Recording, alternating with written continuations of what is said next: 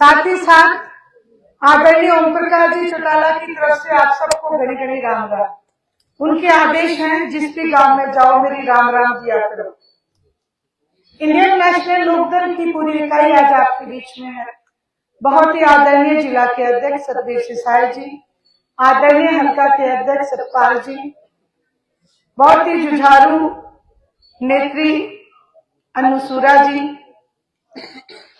सुदेश कंडेला जी किसान नेत्री, हमारे जिला की अध्यक्ष रमा जाखड़ जी, भाई राजीव राजा जी, चतर सिंह जी और शर्मा जी। मेरे सारे मैंने देखा, मैं हमेशा टीवी चैनल पे देखती रहती थी, सब किसान भाई, कभी कंडेला भाई ताई के साथ, कभी अन्नू के साथ, कभी टोल के ऊपर, सबका मैं बहुत बहुत धन्यवाद करके अभिनंदन करती हूँ। सुनील शर्मा जी का जो ब्लॉक समिति के चेयरमैन है, मैं इनका भी बहुत बहुत धन्यवाद करके अभिनंदन करती हूँ। जैसा कि आप सबको पता है, लोकसभा के चुनाव में हर पार्टी अपने अपने नुमाइंदे को आपके बीच में भेजेगी। हर कोई अपने अपने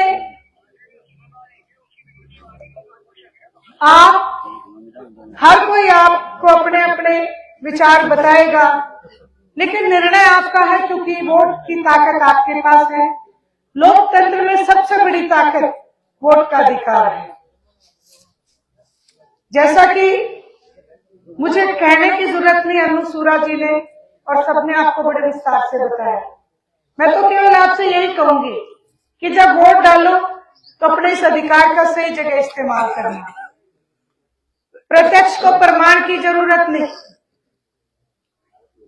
पूरे हिंदुस्तान के इतिहास में जब से हरियाणा प्रदेश बना है, तब से लेके आज तक आदरणीय चौधरी देवीलाल जी की नीतियां ही ऐसी नीतियां रही हैं जिनमें जन कल्याण की एक छवि दिखती है। आप सबको याद होगा कि वोट क्लब के ऊपर भी आदरणीय चरण सिंह जी का जन्मदिन मनाया जा रहा था। उस समय मोरारजी देसाई जी ने हरियाणा प्रदेश के मुख्यमंत्री आदरणीय चौधरी देवीलाल जी से कहा कि अगर आप वोट क्लब पे आए तो आपको मुख्यमंत्री का पद छोड़ना पड़ सकता है। चौधरी देवीलाल जी ने जवाब दिया कि मैं किसान पहले हूं, मैं मुख्यमंत्री बाद में हूं। उसके बाद हर वो नीति बढ़ाई जो किसान के कमेरे के आम जनता के हित में बनी। जच्चा बच्चा की स्कीम, कन्यादान राशि, बुढ़ापा पेंशन, किसान को फसल खराबी का सबसे पहले मुआवजा दिलाने में पहल करना, किसान के जो नहर पे और सड़क के किनारे पेड़ उगते हैं उनमें हिस्सेदारी दिलाना, ट्रैक्टर का टैक्स माफ, साइकिल का टोकन माफ, रेडियो का टोकन माफ, तंबाकू का टैक्स माफ। फिर जो गांव में चौपाड़े बनती है वो चौपाड़े बनवाई। किसान की खाल पक्के करने की मंजूरी, फ्री में खाल पक्के करवाना, फ्री में ट्यूबवेल के कनेक्शन दिलाना। ऐसा हर एक काम जो आप उठा के देखोगे, आज तक इंडियन नेशनल लोकदल के पास ये रिकॉर्ड है कि आपके साथ, जनता के साथ, जनता की भावना को समझते हुए आपके बिना कहे। सबसे बड़ी बात है, ये जितने काम मैंने आपको गिनाए, किसी ने आंदोलन नहीं किया था, किसी ने भी, बल्कि बुजुर्गों को तो ये भी नहीं पता था कि भाई बिना नौकरी करे भी कोई पेंशन बन सकती है क्या। मेरा सिर्फ आपको कहने का मतलब है कि क्षेत्रीय दल हरियाणा प्रदेश चौधरी देवीलाल जी ने बनाया। हरियाणा प्रदेश हमारे लिए हमारा घर है, हमारा परिवार है। ये जो और बड़ी पार्टियां हैं, इनके लिए हरियाणा एक बहुत छोटा सा राज्य है। पूरे हिंदुस्तान में हरियाणा के पास केवल 10 लोकसभा की सीटें हैं, 90 विधानसभा की सीटें हैं। और पिछली बार पूरे हरियाणा वासियों ने इंडियन नेशनल लोकदल को केवल 1 सीट दी। मैं आप सबके बीच में एक बात जरूर पूछना चाहूंगी आप सबने विधानसभा का सत्र देखा है, क्या वो एक सीट नवासी पे भारी नहीं पड़ी? एक सीट नवासी पे भारी पड़ी। क्यों पड़ी? क्योंकि आप हमारे अपने और क्षेत्रीय दल हैं। पूरे हिंदुस्तान में 4216 एमएलए एमपी आपकी वोट से बढ़ते हैं। मां के पेट से नहीं पैदा हुए एमपी एमएलए बनते, आपकी वोट से बने 4216 एमएलए एमपी, लेकिन इस्तीफा एक ही। पूरे हिंदुस्तान में एक इस्तीफा। आप खुद सोचो, आपको भूख बहुत जोर से लगी हो और थाली में एक ही रोटी हो, फिर भी उस एक रोटी को छोड़ने का काम अगर किसी ने किया तो आदरणीय अभय सिंह जी चौटाला ने किया। ये जो आज आपके बीच में आके कहते हैं, जैसे कि अन्नू जी ने बताया, कांग्रेस पार्टी के नेता, कि हम तो किसान के हितैषी हैं। एक बार इनसे एक सवाल पूछना कि किसानी के इस्तीफे के बाद एलनाबाद का उपचुनाव हुआ था और एलनाबाद के उपचुनाव में ये विपक्ष के नेता भूपेंद्र सिंह जी हुड्डा, कांग्रेस के नेता, एलनाबाद में गए और मंच के ऊपर खड़े होके क्या कह के आए थे? बोले कांडा तो मेरा मित्र है, कांडा तो मेरा दोस्त है। जमालगांव में रैली थी। राजनीतिक मंच के ऊपर इस बात को कहने का मतलब क्या था? सीधा सीधा इशारा था कि भाई इन लोगों को नहीं, बीजेपी को वोट डाल दो। और कांग्रेस पार्टी के नुमाइंदे की जमानत जब्त होना इस बात के ऊपर मोहर लगाता है। ये सबूत है कि दोनों पार्टियां मिलकर चुनाव लड़ रही थी। ये लोग आपके बीच में ड्रामे करने आते हैं। ये जो काले कानून, अन्नू सूरा जी ने बताया कि कांग्रेस इनकी जनक है, ये बात बिल्कुल सच है। मनमोहन सिंह जी के राज में भूपेंद्र सिंह जी हुड्डा इस कमेटी के चेयरमैन थे और ऑन रिकॉर्डेड दीपेंद्र हुड्डा का ये बयान है लोकसभा में, ये रिकॉर्ड है, मैं अपनी तरफ से नहीं कह रही, आप निकाल के सुन लेना, बच्चे निकाल देंगे आपको। क्या कहा कि ये काले कानून इतने अच्छे हैं कि किसान के खेत में 2-2 फुट के आलू हो जाएंगे। ये बात दीपेंद्र सिंह हुड्डा की कही हुई है। इसलिए मैं आपसे कह रहा हूं, उस समय ये कानून इसलिए पास नहीं हुए क्योंकि क्षेत्रीय दलों का बहुमत था। उसके बाद से इन्होंने एक साजिश शुरू की कि क्षेत्रीय दलों को खत्म कर दो, क्योंकि क्षेत्रीय दल अपने क्षेत्र की आवाज उठाता है। मैं ज्यादा नहीं कहूंगी, आप मुझसे राजनीतिक तौर पे बहुत बड़े हैं, बहुत समझदार हैं।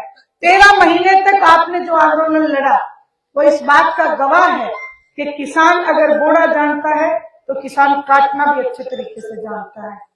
मैं आपसे पुनः प्रार्थना करूंगी कि ये जो एमपी का इलेक्शन है ये उसी तरीके से है जैसे आपके खेत की बाढ़ लगाते हो। ये बाढ़ अगर मजबूत नहीं होगी तो हमारे खेत में नुकसान कम नहीं हो। इसलिए आपसे प्रार्थना करने आई हूं कि आप इस बाढ़ को मजबूती से लगा लो और उसके बाद आपके खेत की रखवाली की जिम्मेवारी इंडियन नेशनल लोकदल की है। चाहे कुछ भी हो जाए, आपका नुकसान नहीं होने देंगे, आप चैन की नींद सो जाना। जिस दिन आपने ये काम कर लिया उसी दिन से निर्धारित हो जाएगा, निश्चित हो जाएगा कि आपके हरियाणा प्रदेश में आपका अपना राज इंडियन नेशनल लोकदल का राज होगा। और जिस दिन ये राज बनेगा, पहली कदम से जो हमारे बुजुर्गों की पेंशन है उसको 100 रुपए से बढ़ा के 7500 रुपए करने का काम करेंगे। पहला उद्देश्य हमारा एमएसपी पे गारंटी, ये लड़ाई लड़ेंगे, आप सबके साथ मिलकर लड़ेंगे और इस लड़ाई को जीतने की जिम्मेवारी भी इंडियन नेशनल लोकदल की है। आपसे बिल्कुल चिंता मत करना, आप केवल साथ दे दो, बाकी की लड़ाई आपको लड़के और जीत के लाके देंगे। वहीं SYL का पानी हमारी सबसे पहली प्रायोरिटी रहेगा। जो नौजवान बच्चे जो आज नौकरी नहीं है, बड़े बड़े पदों पे गुजरात से लाके अधिकारी बिठा दिए, ये हमें गुलाम बनाने की सीधी सीधी साजिश है। इसको भी हम फेल करके रहेंगे। हर बच्चे को, हर युवा को, हर घर से एक बच्चे को रोजगार देंगे, चाहे वो बेटा हो चाहे वो बेटी हो। और जब तक उस बालक को नौकरी नहीं मिलेगी उसे 21,000 रुपए बेरोजगारी भत्ता देंगे ताकि वो अपना खर्चा आराम से चला सके। ये जो मेरी माताएं बहनें बैठी हैं, बुजुर्गों ने तो एक गीत लिख रखा है कि चौधरी देवीलाल ने बांधी पेंशन गुड़िया गठोरे में। ये गीत गाती हैं सारे। अब मैं कहूंगी कि मेरी महिला शक्ति को, मेरी बहनों को, आप भी एक गीत लिखो, क्योंकि जैसे ही आपका राज बनेगा, पहली कलम से कानून बना के एक महिला पेंशन शुरू करेंगे, जिसके तहत 1100 रुपए और साथ में एक गैस का सिलेंडर भरवा के हर महीने की पहली तारीख को आपके घर तक पहुंचाने का काम करें। ये जो बिजली के मीटर इन्होंने लगा रखे हैं, ये नीरा एक भ्रष्टाचार है। इसके तहत मनमानी करते हैं, चाहे आपका बल्ब जले ना जले, ये मीटर चलते रहते हैं और बिल आपका आता रहता है। कोई बिल जो 500 का आता था वो 1000 का हो गया, 1000 का आता था तो 5000 का, 10,000 का, 30,000 तक के बिल आते हैं। ये बिजली के मीटर उखाड़ के अपने जोड़ में फेंक लेंगे, उसके बाद आपके घरों में ऐसे मीटर लगाएंगे जो 500 से ऊपर उनका बिल नहीं आएगा। ये भी आपसे एक वायदा है और जो आप सबने हमेशा साथ दिया, आदरणीय अभय सिंह जी चौटाला का एक बार आप साथ देखें। इस बात का भी मैं इस मंच के माध्यम से आपको विश्वास दिलाती हूँ कि जो काम आदरणीय चौधरी देवीलाल जी ने बताए, उन्हीं काम को आगे बढ़ाएंगे।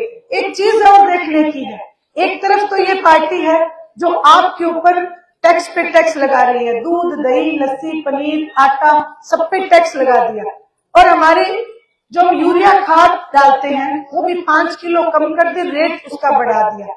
ये जो साजिश है, इसको आप समझें। एक तरफ आपके पास ऐसी पार्टी है इंडियन नेशनल लोकदल, जिसने, मैंने जैसे आपको बताया, हर तरीके से जन कल्याण की नीतियां बनाई। सारे टैक्स, तंबाकू, साइकिल का टोकन, रेडियो का टोकन, ट्रैक्टर का टैक्स, सब चीजें माफ करने का काम किया। वो इसलिए क्योंकि जनता की भावना को समझते हुए काम करते हैं। ये जो चश्मे का निशान है, ये केवल निशान नहीं है, ये आदरणीय चौधरी देवीलाल जी की विचारधारा है। इसीलिए मैं कहती हूँ, फोटो लगाने से, केवल फोटो लगाने से चौधरी देवीलाल जी नहीं बनते। चौधरी देवीलाल बनने के लिए त्याग करना पड़ता है। चौधरी देवीलाल जी वो महान हस्ती थे जिनके सामने देश के प्रधानमंत्री की कुर्सी थी, फिर भी उन्होंने कहा कि मैं प्रधानमंत्री नहीं, हिंदुस्तान का काऊ बन के जीना चाहता हूँ। यही बात मैं आपसे कहूंगी कि आप इसी विचारधारा के साथ रहें। इतना मैं विश्वास दिलाऊंगी कि आपको कभी नीचा नहीं देखने देंगे, आपके काम करेंगे। देश की सबसे बड़ी पंचायत में जाके आपकी लड़ाई लड़ने का काम करूंगी, आपको नीचा नहीं देखने दूंगी। आपको कहीं पे भी ये शिकायत नहीं आएगी कि कल परसों आई थी, क्या कह के गई थी। और दूसरी एक बात और, ये जो आज एमएलए एमपी बन के जो गांव में नहीं आते, मैं कहूंगी आप एक रूल बना लो कि काम करो और वोट लो। जात पात धर्म बिरादरी को वोट मत दो, काम को वोट दो। जिस दिन आपने ये काम कर लिया, ये सबके दिमाग में आ जाएगी कि काम नहीं करे तो तुम्हारा नंबर कट जाएगा, चाहे मैं क्यों ना हो, चाहे और क्यों ना हो। जो आपके काम ना करे उसका नंबर काट दो, और जो आपके काम करे, अपना वोट बहुत कीमती है, उसी को दो जो आपके काम। यही बात कहने आई थी, आपने मेरी बात सुनी। आप सबका बहुत बहुत आभार, धन्यवाद। सबको राम राम।